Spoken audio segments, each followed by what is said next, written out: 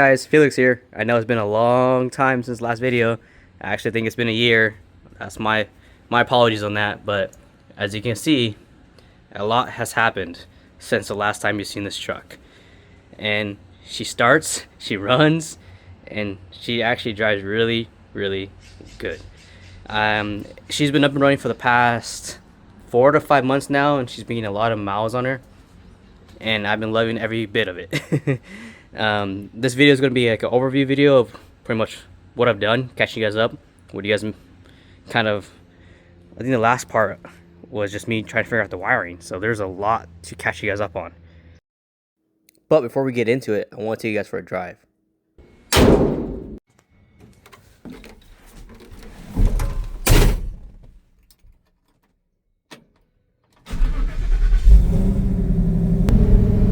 As you can tell, she drives. You see the speedo going up. I'm going 30, she's cruising.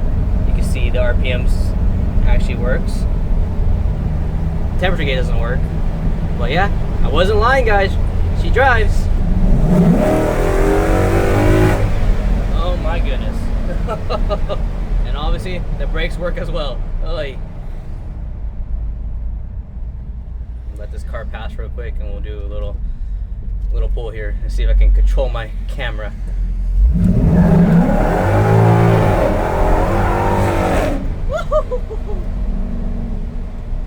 Scary stuff.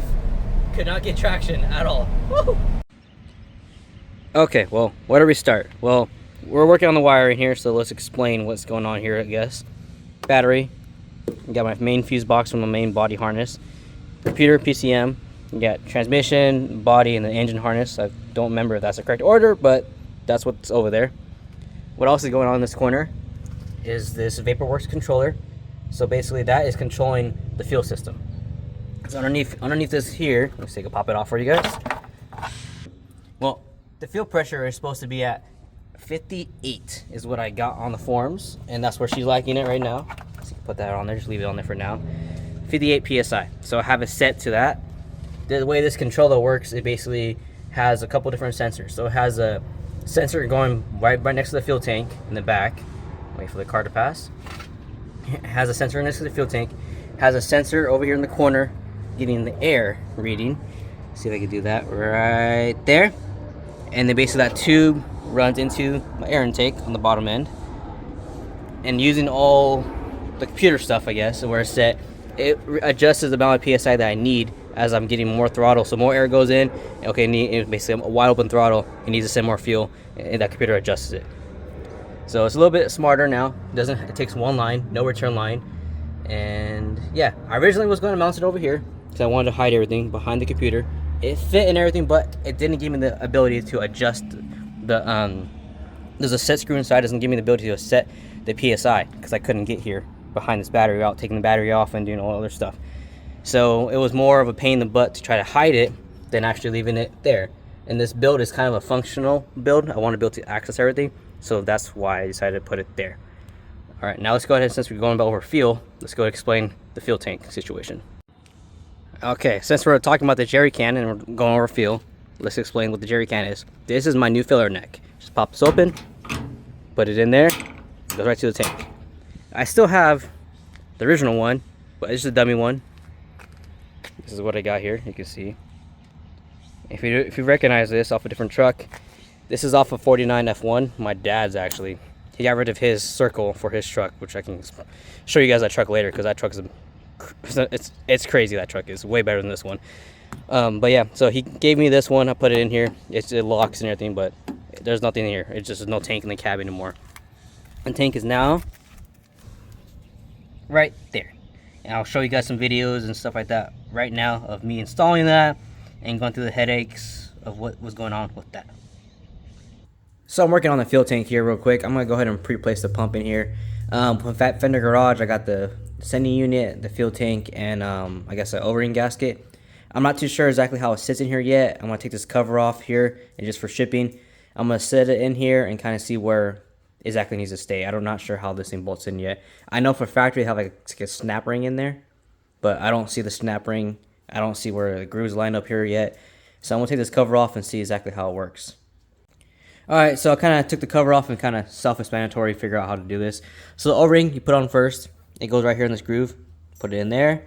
Also, I go ahead and just take this off here. Don't forget to take this off because you won't get any fuel. It's a little plug to keep this clean. So take that off before you put it in there. That will be very awkward. So O-ring, take that plug off, sit it in there, clock it just right so it lines up here. Put this plate back over it. Let's go to sandwich this in there and put the bolts on. And you should be good to go. You might want to put some Loctite on it too, just because of the fact it might rattle loose, I guess, just to be safe. But I'm probably not going to do it because I don't think I have any. We got Chewy and also helping me out here. We're going to go ahead and put the O-ring on. Go a little bit up for me. Thank you. Let's just put it on. Alright, now I'm going to try to do this one hand here.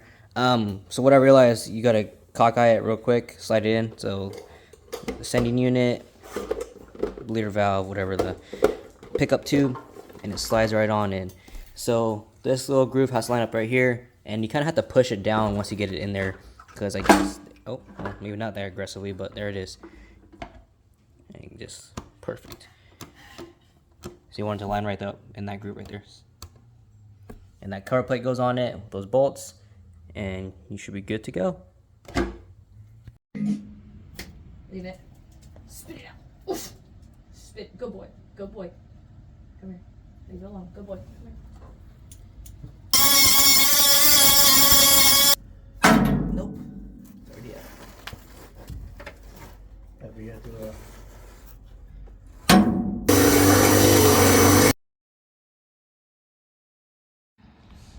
Alright, so now that I explained over the feel, basically right after I did the feel, this is what I went to next. I went to do the cow tracks. Let's see if you guys can see that. Yes, the cow tracks.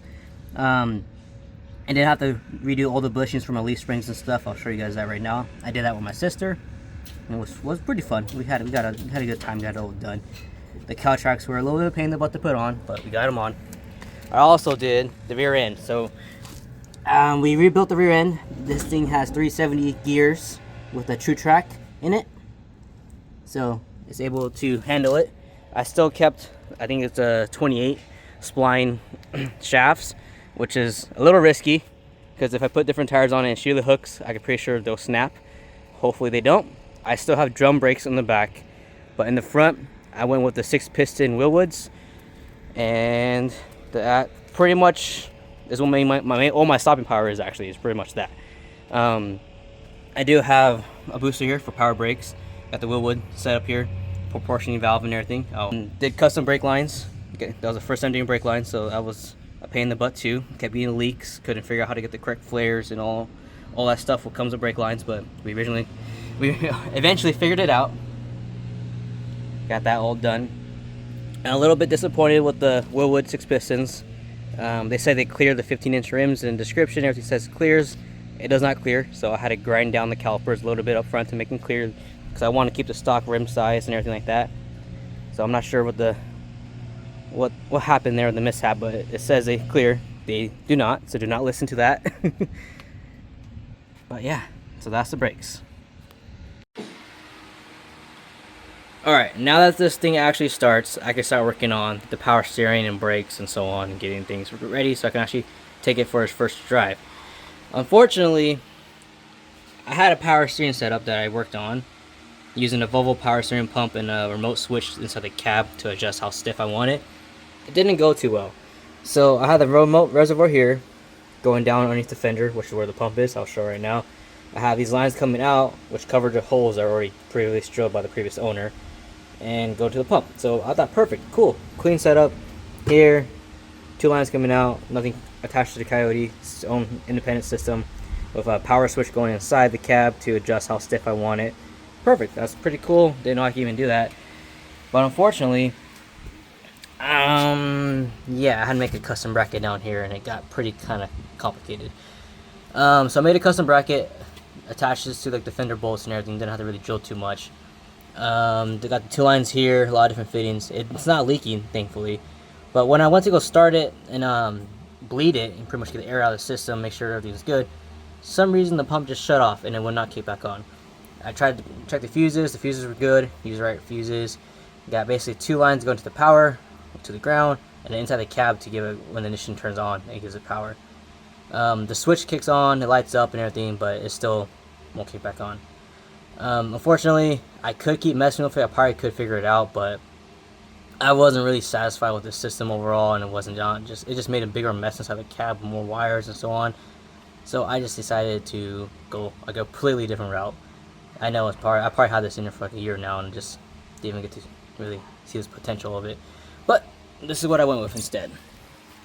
So I decided to drop some money and stop being cheap, and went with KRC. So basically this kills two birds with one stone. It has a pump and the reservoir all in one system, so I don't have to worry about having basically the reservoir mounted on the fender or elsewhere and so on. So I basically just got to mount this to the block, change out the pulley system which it comes with, and run the two lines to it. Easy. Well, I think it's easy. These instructions aren't the greatest, so I'll see how easy it is.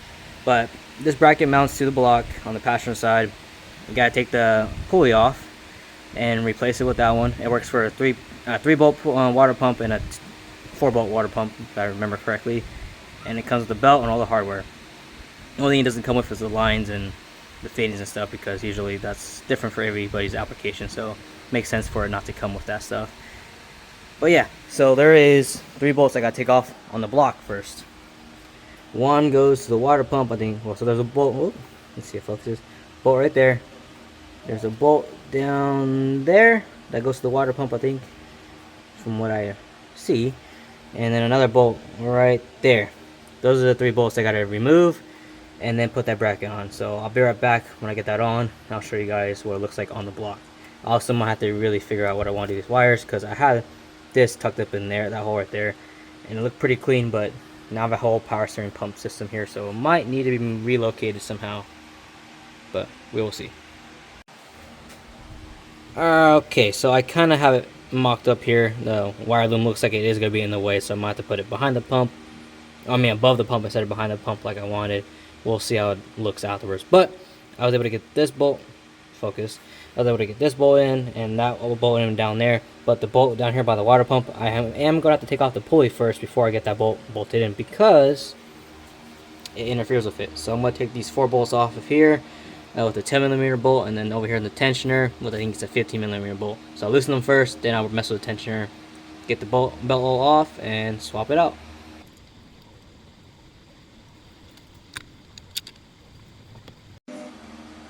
Alright, here how it looks with the new pulley on right here on the water pump. It looks a lot nicer. I actually like it better than the stock one. It follows the stock configuration, so you can just put the stock belt on. So that's pretty nice. Just go right back on. Use the tensioner to pull it back on. Here is the bracket. See if I can get a better video for you guys. Let's see. Focus. There you go. Bracket's all on. Alright, so there is 2 holes here right next to each other that you have to figure out which one to use, depending on what style of pump you have. So the one with the reservoir, the one I have, utilizes the top hole up here. And they give you a threaded insert here. They say use blue Loctite when you put it in. So it doesn't bottom out, it goes right through. So you just kind of put it in there with the blue Loctite and leave it alone. The pump mounts right there to this swivel. This thing swivels in here, so you put that on before you put the bracket on. And it swivels back and forth. So I lined it up right here on the circle, on the boss, and then that goes to the top hole up there. So 2 bolts here, and it pretty much holds it in place. Alright, so this is the pump now installed on the block here. It's kind of how it looks. Alright, so I have the belt on now on the power steering pump here. I have both lines. I have the regular return line, which is rubber hose here. As you can tell, just clamped on here, rubber hose. And this braided line here, I think it's like the PTFE hose. That's like a nylon inside and like metal around it, so it's a lot stronger, so it's higher pressure. That one has to have special fittings as well, with like compression fittings, so otherwise it'll just blow them off if I don't do that. So that one's on the bottom end, and I got the belt on, so that looks a lot better. Going up and around throttle body here, and right to my gearbox in the corner over there. Let's see if I can focus it. Perfect. Just like that. Yes, I scratched the fittings just because I reused the same ones that I had for the original setup here. As you can tell, the bulkheads are just sitting right there. So they're all scratched up. Also because I cannot find my AN wrench, so I just use regular wrenches, which did mess them up. I also made this air intake, so just got a 90. It's a 4-inch air intake. Just got a 90 straight shot into a cone. I had a couple of different variations where it was like limited down to a 3.5 inch, but then I decided to just go all out because I didn't want so many different couplings in the middle, and just did a full 4-inch one right here. Wow, I actually almost forgot to go over the exhaust setup. That's like one of the biggest things people ask all the time. What do you have where you're running? Well, here it is. I have boiler sports going to an X pipe. The manifolds I'm using the stock Coyote manifolds from a Gen 1 Coyote, and that's pretty much it. Stock manifolds to X pipe and going right back to the boiler sports. So what took me so long to get this thing going? What was the hold up here? Unfortunately, there was a big ground issue that I was having. The power by the hour, they sent me this kit. It has this body harness. Unfortunately, there was a factory defect from them. It was a lemon.